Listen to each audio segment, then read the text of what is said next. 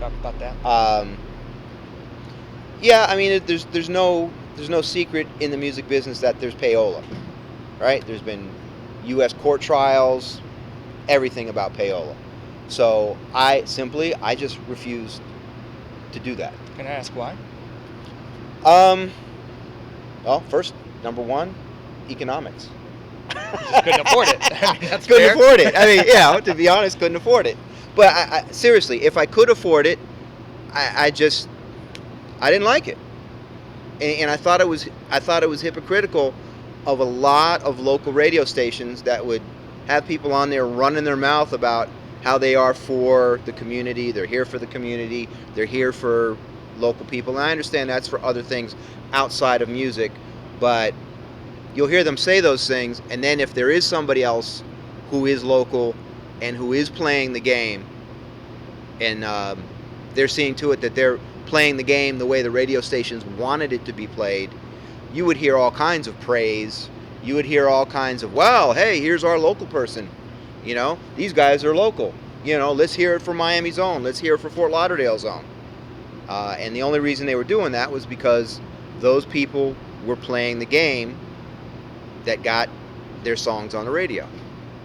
So did this lead to why, well, I should say consolidate. What were the reasons why you finally said, I've had it with independent, I'm going to go and seek out a label?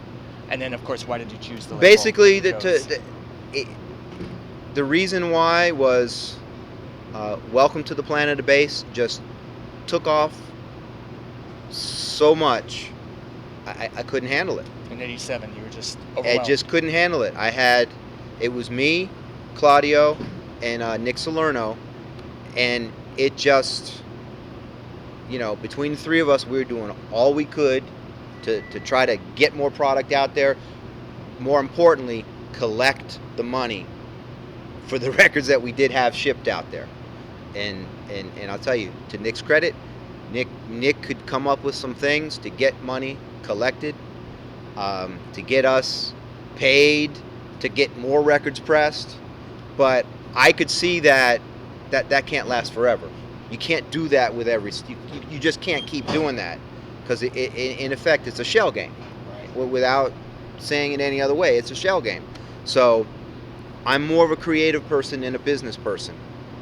I can't handle the business aspects when they just start getting out of hand.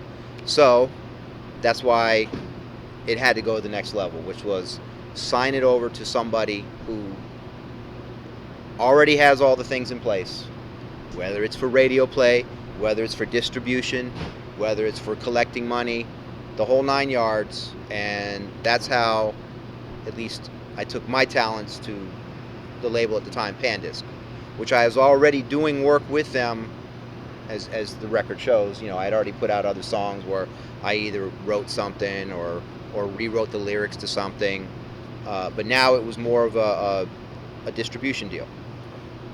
So it was J Mark through Pandisc. J Mark through Pandisc, and doing more stuff for Pandisc. Got it.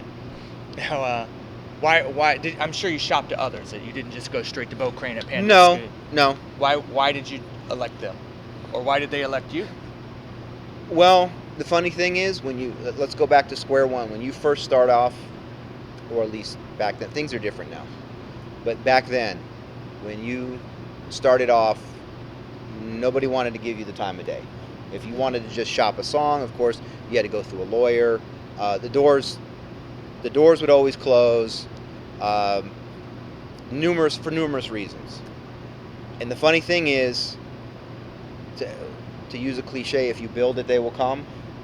Well, back then in this business, if you built it and you made enough noise, they would come to you.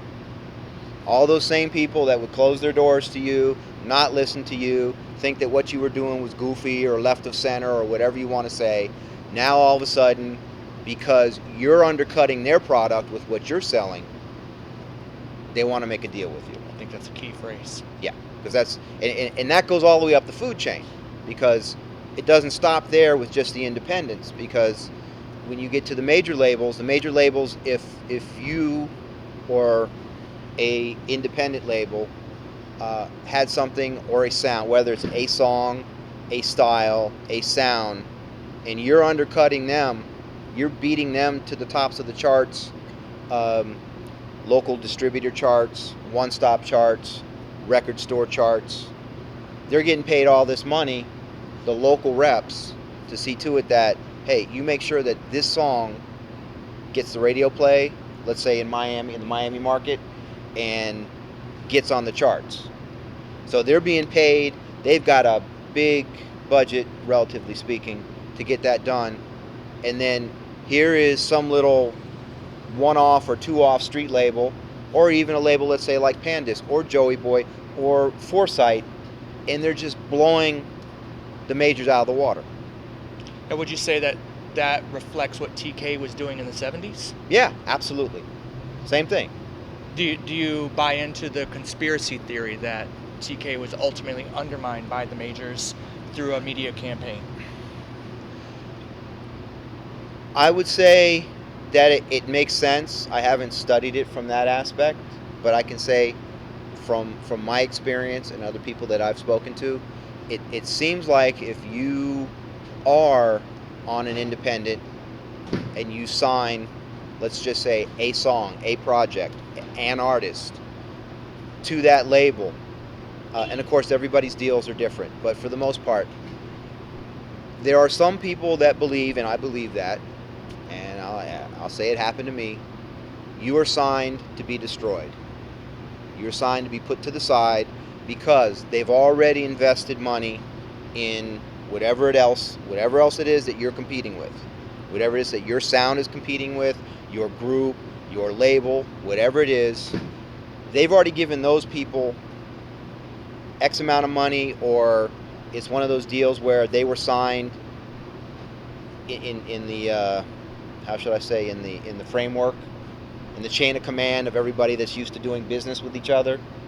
So here we are, we signed this artist here because that's so-and-so entertainment's artist, and we just gave them this big stack of money, and we've got 3 albums invested with them, and we just signed this group down here from Miami for one project.